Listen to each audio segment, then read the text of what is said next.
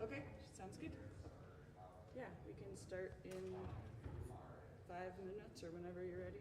It's 9:04. If you need a break or whatever. Okay.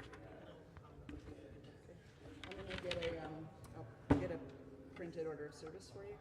Okay. Do you need you want me to write like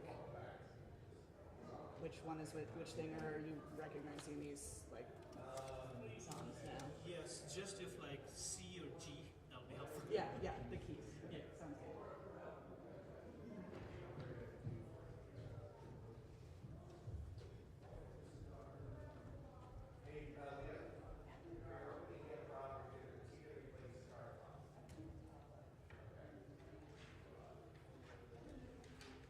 I just moved my tabla from here to here.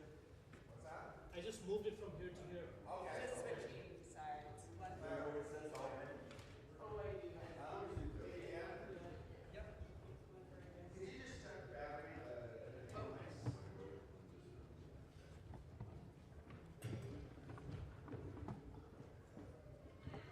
Do you want to play the tabla for the opening improv? Is that? What were you doing on the opening? The 7/8? No, the 7/8's at the end. The opening is just whatever we want to do. interest in improvisation? Oh, sure. I think we decided like some 4x4, right? Yeah. Okay. Yeah. And So- that was in G. Sure. Yeah, let's do it in G.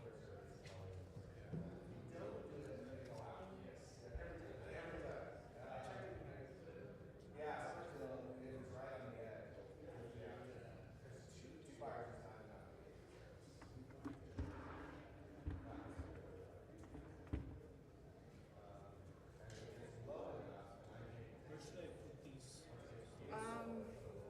Yeah, like back there maybe is good.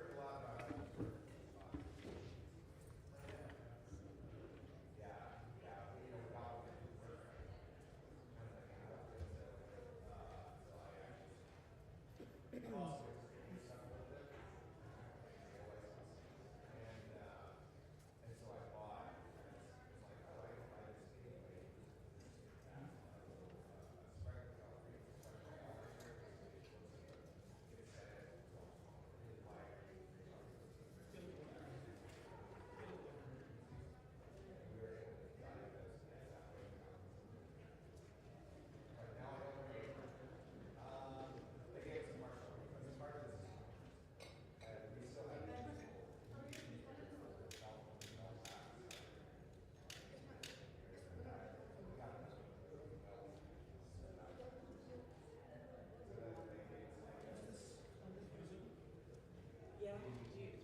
I forgot to ask you about. Do you want to like? Are you going to introduce? Maybe. Maybe. That's fine. Yeah. Okay.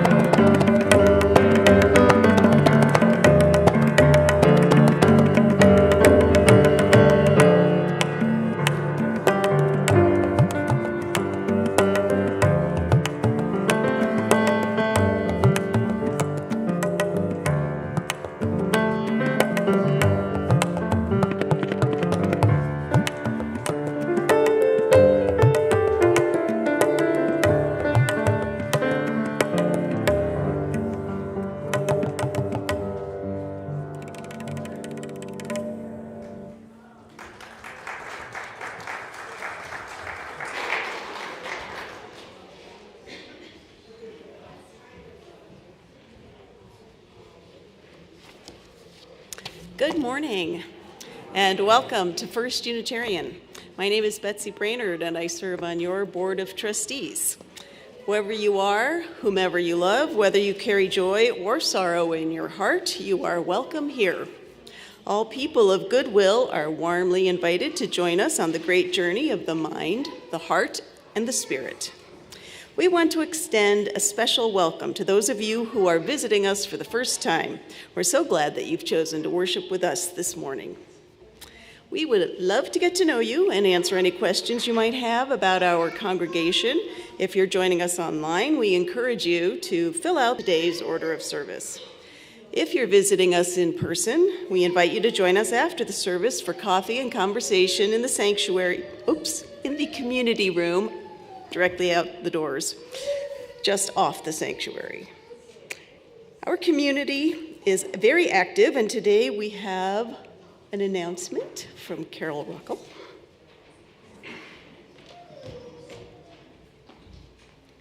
Thank you. Good morning. This is an internal announcement. You have been chosen because tomorrow we're having the carpets cleaned. That means we need to clear the room. Now, you can't move the chairs. Thank you. I know you want to, but please don't, because we do have a second service coming in. But your task, should you choose to accept it, and you will, is to pick up the hymnals. If you look around under the seats, there are hymnals every now and then, and they all need to be moved to the windowsills. I've already done most of the light blue hymnals, the teal hymnals, so we should have most of those. But if you would, at the end of the service, clean out the area around you, move them to the windowsills, we would be most appreciative. Thank you. Once again, welcome to First Unitarian, and now please take a moment to greet those seated next to you or nearby.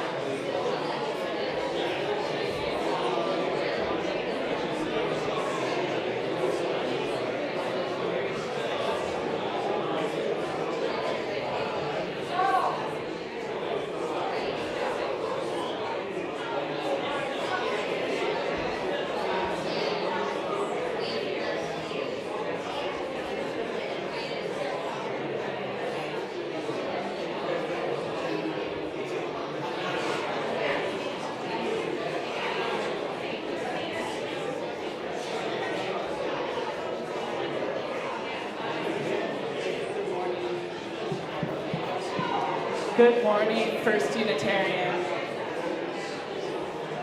Welcome here today. Good morning. I just want to briefly invite you to Resonance. This is our monthly contemplative worship service on the first Wednesday of the month. This Wednesday, May 6th at 6 p.m.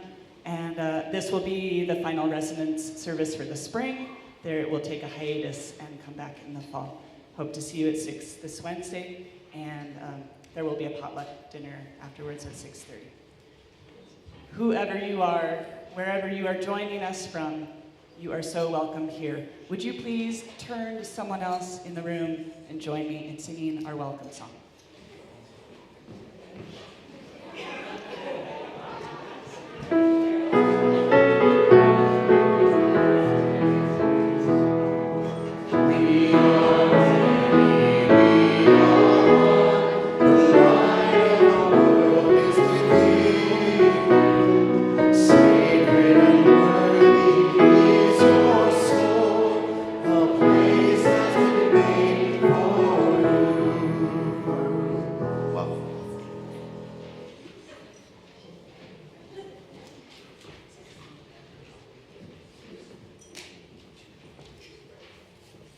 Good morning.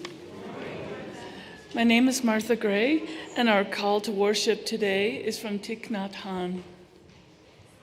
Don't say that I will depart tomorrow. Even today, I am still arriving. Look deeply. Every second, I am arriving to be a bud on a spring branch, to be a tiny bird with still fragile wings, learning to sing in my new nest, to be a caterpillar in the heart of a flower, to be a jewel hiding itself in a stone. I still arrive in order to laugh and to cry, to fear and to hope. The rhythm of my heart is the birth and death of all that is alive. I am the mayfly metamorphosing on the surface of the river, and I am the bird that swoops down to swallow the mayfly. I am the frog swimming happily in the clear water of a pond, and I am the grass snake that silently feeds itself on the frog. I am the child in Uganda, all skin and bones, my legs as thin as bamboo sticks. And I am the arms merchant selling deadly weapons to Uganda. I am the 12-year-old girl, refugee on a small boat, who throws herself into the ocean after running from a sea pirate.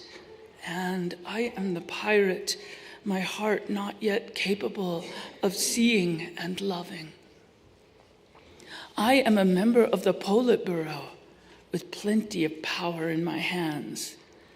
And I am the man who has to pay his debt of blood to my people, dying slowly in a forced labor camp. My joy is like spring, so warm it makes flowers bloom all over the earth.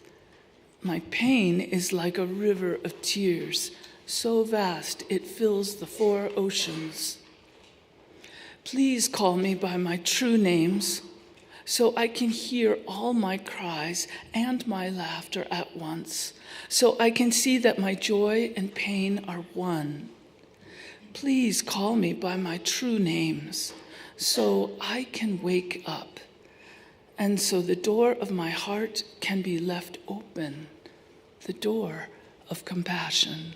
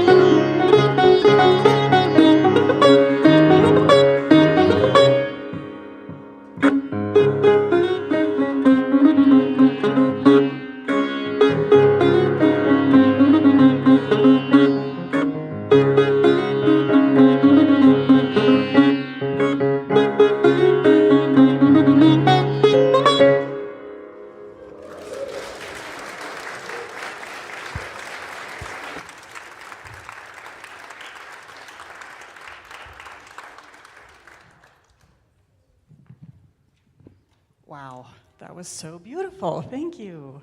Come on down, friends. While our friends join us on the stairs, again, a huge thank you for all your donations. We continue to put together care kits. I think our total number is going to be about 260 care kits we've put together. Yeah. So just that reminder, come on down, Zuzu. Just that reminder to grab 1 or 2 or 3 on your way out the door today. Keep them in your car, and if you see someone on the streets that feels like they would benefit from some of these things, feel free to give them out. All right, come on, Sigrid. Okay, we're having some timid friends this morning. It's all right, come on down. Okay, so good morning. We have Maite and Esperanza and Zuzu. Thank you for coming up. All right, so today, oh, here comes Sigrid. I knew some of our older friends would join us. Thank you, Sigrid. Okay, have you ever wondered what the right thing to do is? In some religious traditions, like Buddhism, there's a word for that. It's called Dharma. And Dharma means doing what is right, kind, and fair. Oh, thank you, the rest of my big friends. It's like your inner guide that helps you make good choices, like sharing, telling the truth, or helping someone who's hurt. These opportunities help us develop qualities like compassion, patience, loving kindness, calm, and generosity. Some folks believe that by practicing the Dharma, we protect ourselves from problems and suffering. So I'm going to ask you to put your thinking caps on. Can you think of a time that you made good choices? Like maybe a time you shared with someone? Maybe at school or at church? Or a time that maybe you told the truth even though it was hard? That happens sometimes. Or a time when you helped someone. I think about the care kits we're putting together, and we're going to do more of those. That is making a really good choice to be kind and fair. And what about this? What if you saw someone sitting alone at school at lunchtime? What might you do? How could you handle that? Sigrid.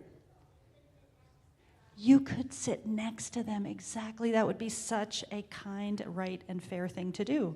And there's another word, karma, that Reverend Mike will talk about today. And karma means that our actions matter.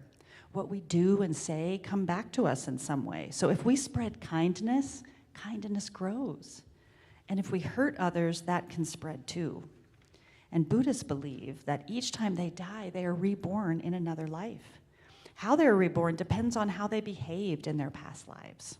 If they've lived good lives, their karma will be good, and they will be born in an easier life. But if they have expressed negative thoughts and actions, they will be born into a harder life. So one way to think about it is this: Dharma is choosing the right path. It's like a compass or a map in your heart. And karma is what grows from the choices we make. It's like planting seeds. What we plant grows. All right, when we go downstairs today, the big kids, we're going to keep making care kits, and then we'll get to class. All right? Thank you, friends, for coming down.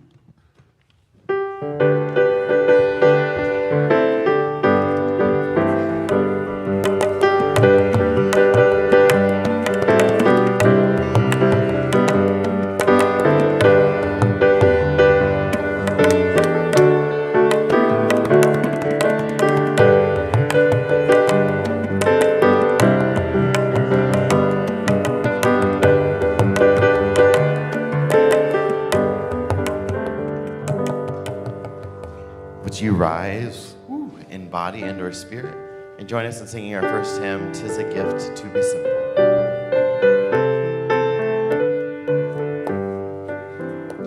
"'Tis a gift to be simple, 'tis a gift to be free, 'tis a gift to come down where we ought to be, and when we find ourselves in the place just right, 'twill be in the valley of love and delight, when true simplicity is gained, to bow and to bend we shan't be ashamed, to turn will be our delight, till by turning we come round, when true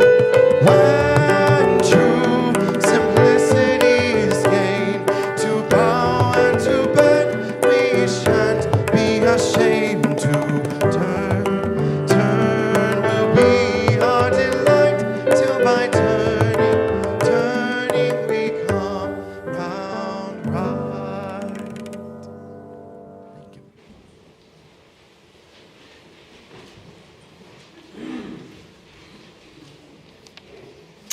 Good morning.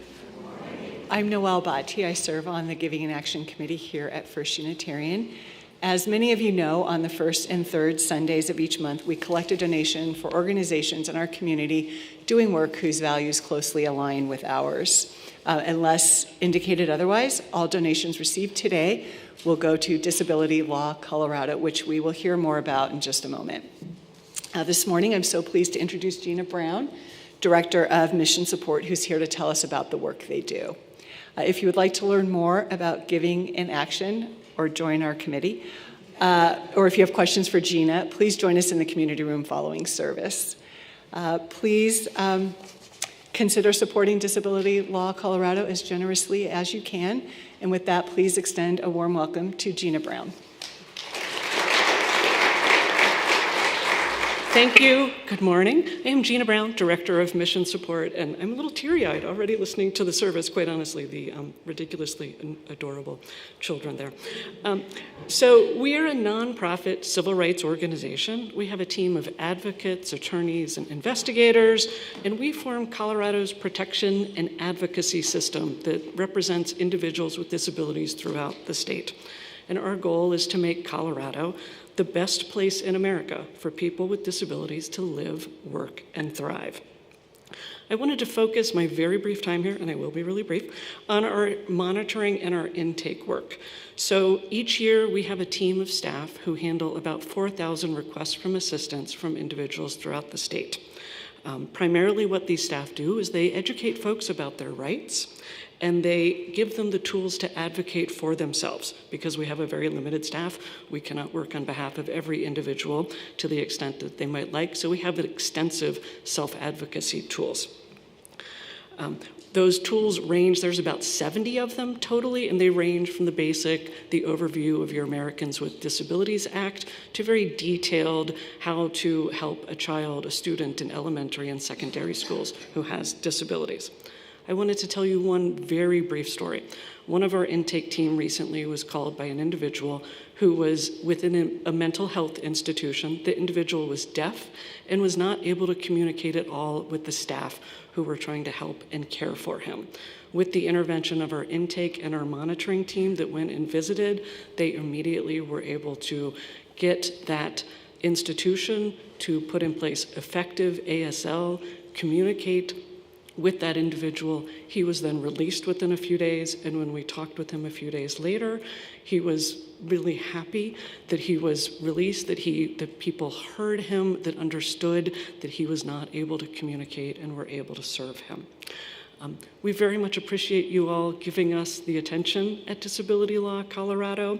Appreciate the Giving and Action Committee and Reverend Mike Morran. And anything that you are able to give us, we are trying to focus on translating those self-advocacy materials that we have, the 70 or so plus.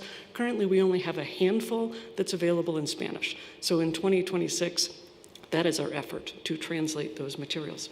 So I will be around during the coffee, and I'd love to talk with any of you, and I have some samples of our materials I'd be happy to share. Thank you.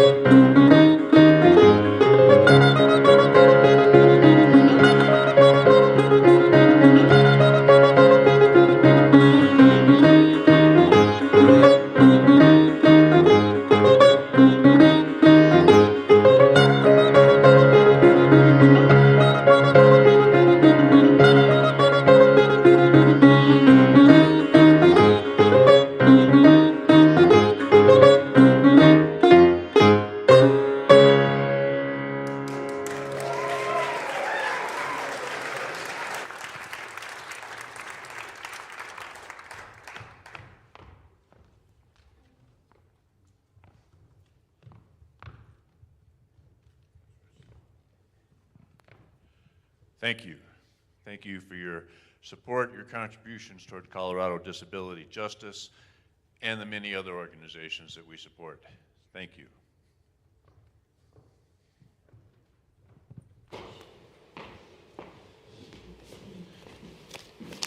Good morning, First Unitarian. A couple brief things to let you know about right now. We will do our Whole Soul Studio after church today, after the second service, about 12:15, right here in this room. These are just, these meetings have no agenda other than to talk about stuff that's important and connect with each other. So that's what we'll be about today. First Sunday of every month, typically. Next thing I don't need to let you know about is next Saturday from 9 till noon, I'll be doing a class called Finding Yourself at First Unitarian. And it's open to anybody who'd like to come. It doesn't cost a dime. Seekers, the curious, anybody who is looking to learn more about or connect with this community is welcome to come. There's information about both of those events on the back of your printed program this morning. I want to acknowledge it's been another rough week for the news. And I specifically want to call out the Supreme Court and their decision last week to effectively dismantle the Voting Rights Act.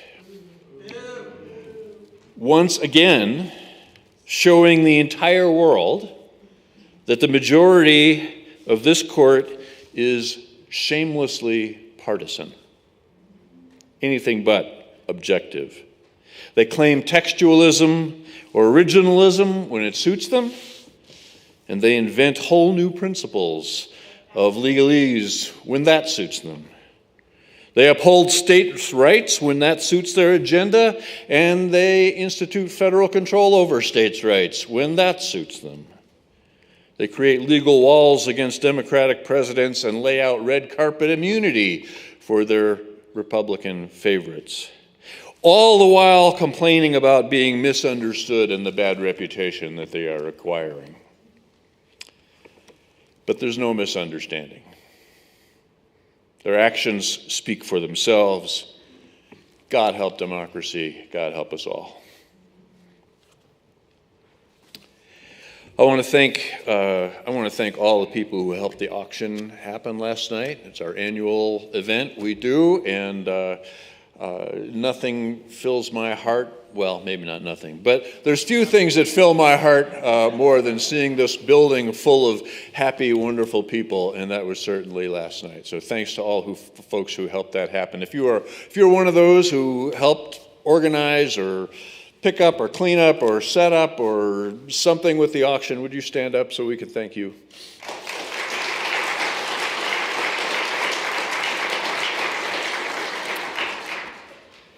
Lastly, I want to do this morning, at least before the prayer, lastly this morning, I want to just give a shout out to all the people who are worried about the world and who let that worry motivate them to do what they can do to make the world a better place.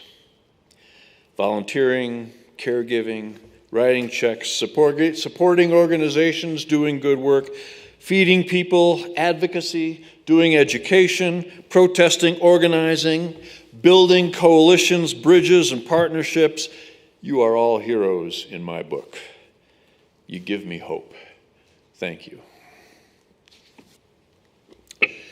So for prayer today, I want to do something a little bit different. Not a prayer per se. I'm going to share one of the Jataka tales from the Buddhist tradition. There are hundreds of these, and by tradition they are supposed to be accounts of the many previous incarnations of the Buddha before the Buddha became the Buddha. They are teaching stories, or at least that's how they're typically presented. So, in one of the Buddha's previous incarnations, the Buddha was a great lion, a warrior. Had no equal on the island the large island where this lion lived. no competition whatsoever. But he did have a friend, a great elephant, also a great warrior among elephant people. And they would talk sometimes and go on adventures together, and they were great friends. Well, one day they are out walking through the forest and the jungle, and they're near a beach, near an ocean, and they hear this horrible, horrible noise of great suffering and fear. And they go to investigate, and there is a ship that has disembarked sailors onto the shore, and the sailors are being attacked by this great serpent that has come out of the sea, and the sailors are just being torn apart. And the lion, the elephant look at each other and decide they must do something. So the lion jumps upon the elephant's back, and they charge into the fray, and they engage the serpent, and a horrible battle is taking place, and the survivors that have been there, the people, the sailors, are so terrified by this great battle that they run into the forest to hide until it's over. And the battle goes on, and there's screeching and clawing and thumping, and finally, after several hours, it stops. The battle is over, and they cautiously go out back onto the beach to see what has happened. And what has happened is that the Buddha and the lion have won. The serpent is dead, but the lion and the elephant are both now so wounded that they also lay dying. And the sailors are just amazed by their good fortune that the lion and the elephant have come by to save them, and they are puzzling. What is it that would lead these great creatures to sacrifice themselves for us? What would motivate them to do that? And that's the end of the story. That's where the Buddha stops. The implication, the teaching, the Dharma, if you will, is that some answers just can't be arrived at by thinking. You can't think your way into some of these things. You can only get to some of these answers by searching your heart. Amen.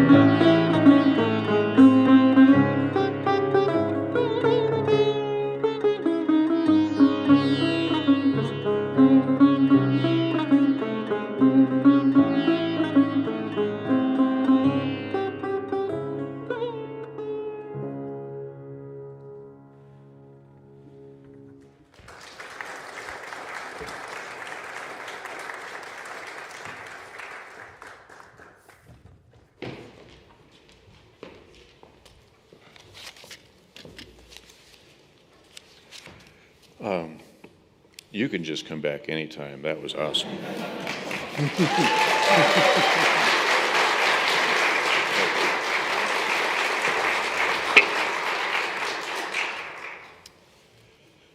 So, for those of you who have never tried to do a meditation practice, the whole practice, if you will, is to just be still and be aware.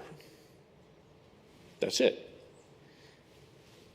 Just be still and just be aware. Typically, you start by focusing on your own breath, and then you try to just stay there, aware of your breath.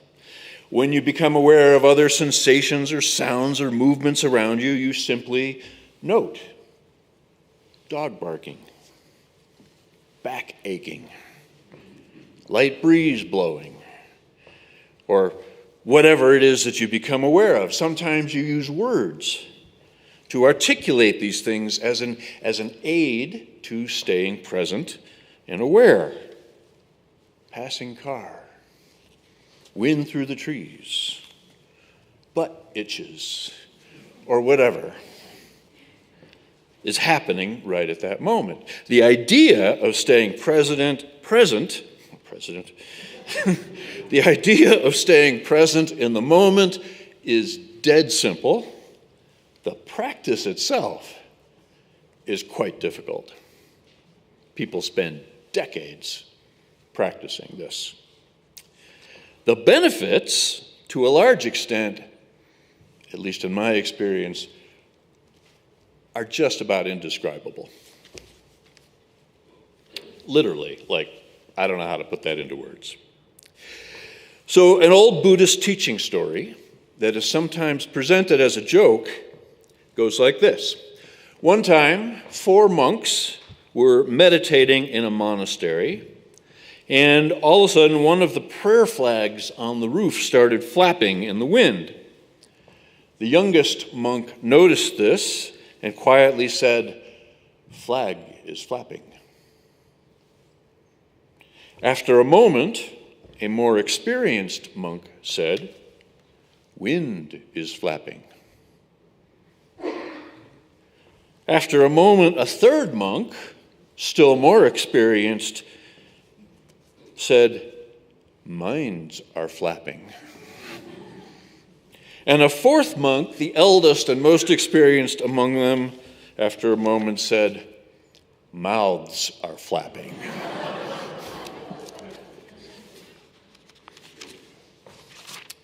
The Dharma, or the lesson of that story, is that there's a progression to awareness that comes over time in practice. The first monk was aware of the sound and identified it as a flag. The second monk was aware of the flag and also of the larger context, the wind that was causing the flapping flag. The third monk was advanced enough to understand that those descriptions were accurate, but if the mind is busy labeling things, that still takes away from the pure presence of being in the moment. And the fourth monk, the most advanced of all, makes the point that even the mind that observes the mind is just another hindrance to being fully present.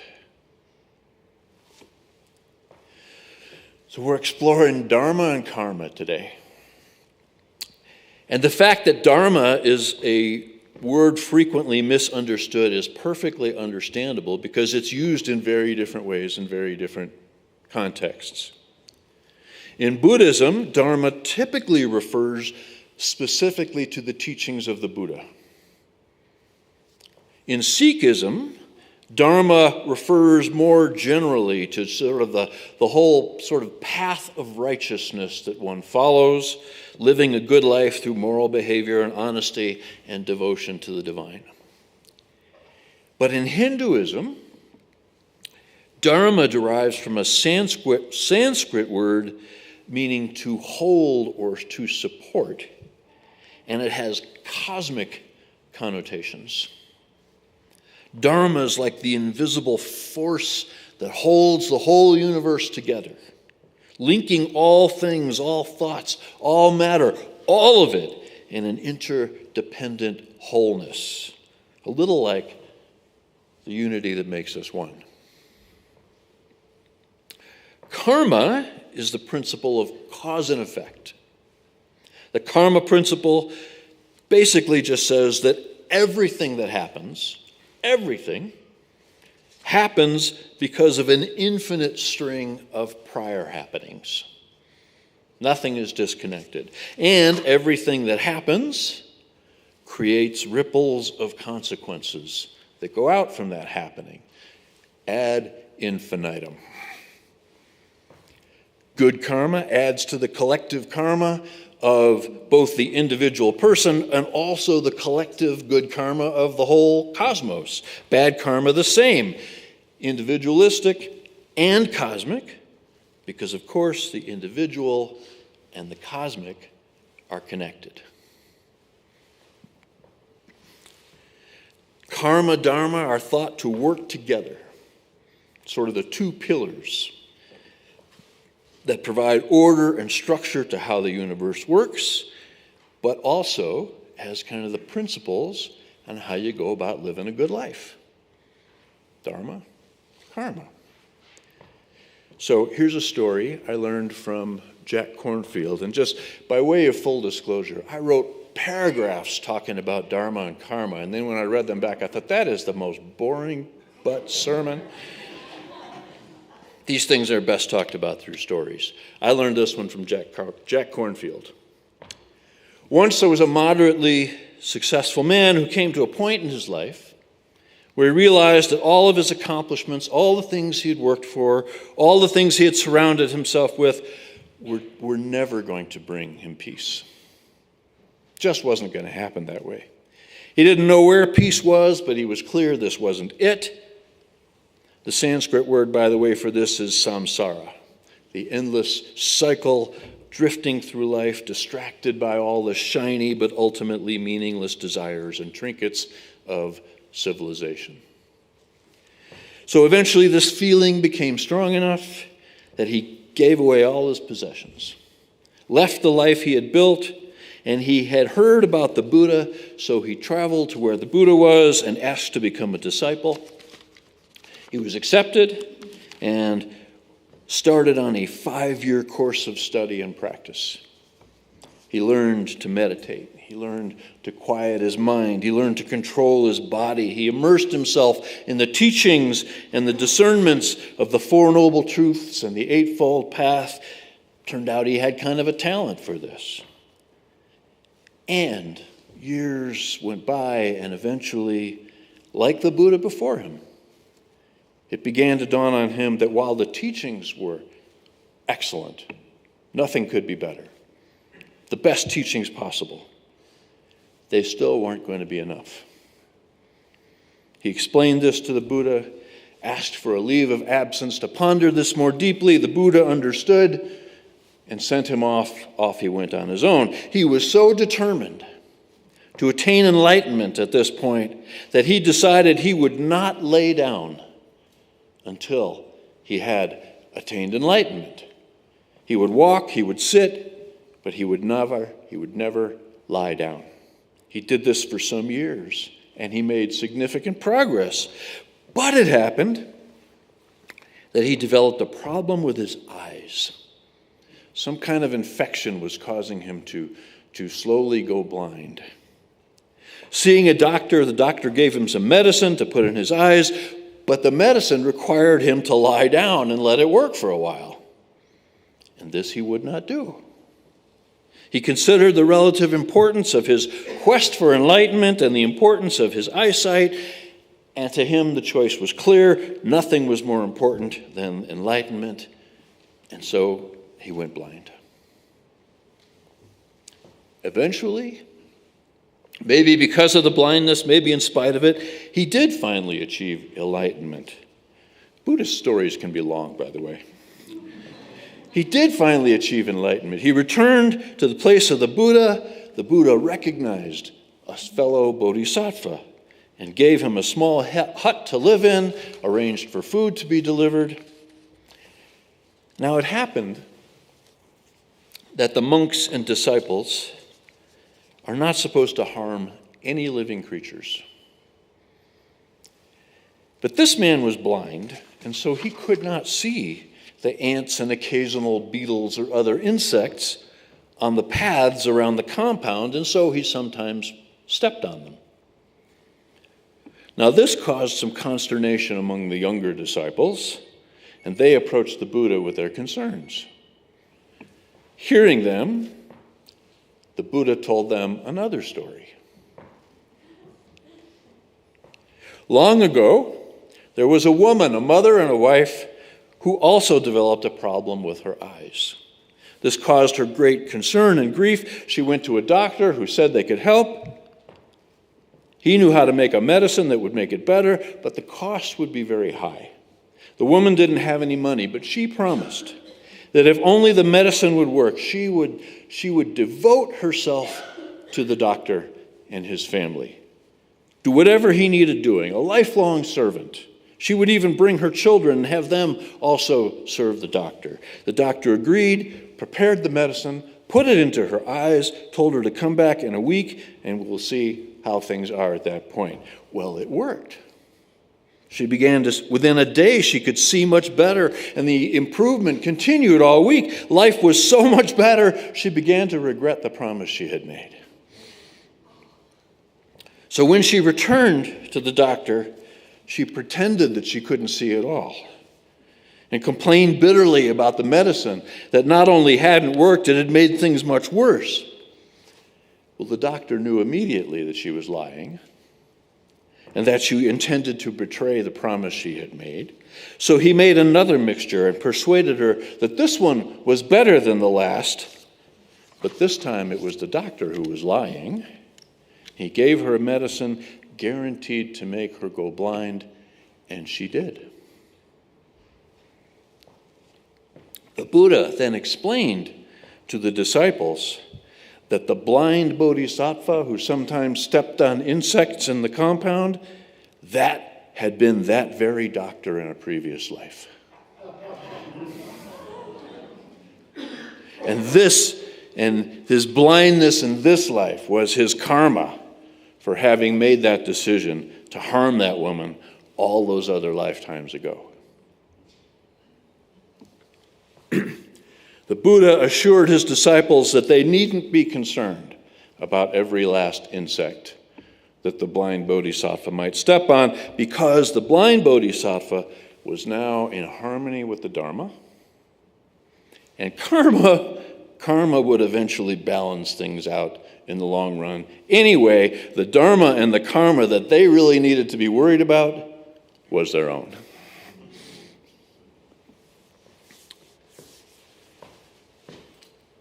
Man, there's a bunch of stuff to unpack in that story. I'm going to hold up just a few. Remember that Dharma is the moral and cosmic order that underpins the universe and everything in it. It is the connecting link between subject and object, the integrating force of everything apparently disconnected or isolated. On a physical level, Dharma is like gravity. On a social or psychological level, Dharma is like love. On a glacial level, Dharma is like water. You get the idea. On a personal level, Dharma is your own unique contribution to the greater good of the cosmos. Your own unique contribution. What is your specific role in the larger symphony of the universe? What were you born to do or to be? Have you found that? Have you looked for it? Probably the most important teaching of that story is that all teachings have their limitations. And there's just no substitute for your own alignment with your own Dharma, which only you can discern. Only through your own deepest experience and paying attention to it. The blind bodhisattva allowed himself to be single-mindedly guided by this and so achieved peace and happiness, even though he could not avoid some accumulated karma along the way. Karma, often oversimplified as what goes around comes around, not inaccurate, just incomplete. In the classic sense, karma is way bigger than that. Karma is really all about balance. It's one of the mechanisms by which the dharmic order is maintained. And in this sense, karma is just simply inescapable, even for bodhisattvas. It even works on every scale. Let's look briefly at like the social and economic scale. Karma is inescapable on that level too. It manifests through both systemic injustices and through community healing. Just one monumental example that we are all aware of and we are all a part of. Decades, centuries of industrial excess and environmental neglect are bringing us rising global temperatures, natural disasters, droughts, floods, and resource depletion. Right? Karma is not just personal, it is communal, kind of like a silent call to accountability that transcends individuals and demands that our whole species kind of reconcile our relationship to the earth. And when it comes to the planet, there is no doubt karma is not done with us yet. Amen? So, we've barely scratched the surface. Just barely. But I'm going to wrap this up with some dharmic questions and suggestions. If you want to take seriously finding your own dharma, your purpose, your thread in the grand tapestry, like meditation, the instructions are simple, but not easy. I'll hold up 4 brief things. First, begin with ruthlessly honest self-reflection. Ruthless. Examine your intentions. Are they positive? Are they true? Interrogate your actions. Are your actions creating positive, life-giving ripples for yourself and those around you? Are you living in alignment with your values? What kind of karma is your life creating? Second, think deeply about just where you fit in the grand scheme of things. Have you searched yourself, your particular skills, your natural talents, looking for what your purpose in this life might be? Have you taken steps to move in that direction? Third, know that karma is all about accountability. Acknowledge your mistakes. Let go of any useless shame you might be carrying. Seek to make amends for those you have harmed. Buddha is clear. Karma is never just punishment. Karma is always an opportunity for learning and growth. Always. Lastly, and this is the most important teaching of the day, know that you just cannot reason your way into some of these answers. You can't get there that way. That road doesn't lead to these answers. Words will fail you and words will deceive you. Dharma cannot be grasped that way. Instead, you must search your heart. Trust your own deepest experience. Listen with focused attention to your own most wholesome inclinations. There is no escape, and everything counts. Thank you.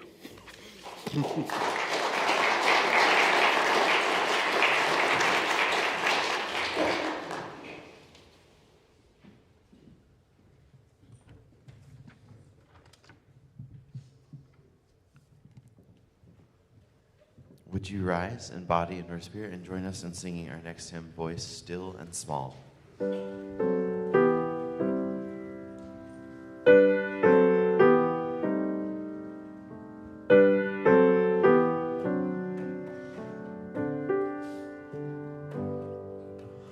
Voice still and small, deep inside all, I hear you call, singing in storm and rain, sorrow and pain, still will remain, singing, calming my fears, quenching my tears, through all the years, singing. Would you join us in singing our closing affirmation? Behind all differences and beneath our diversity, there is a unity that makes us one, binds us forever together throughout all time, through life and death, and the space between the stars, throughout all time, through life and death, and the space between the stars.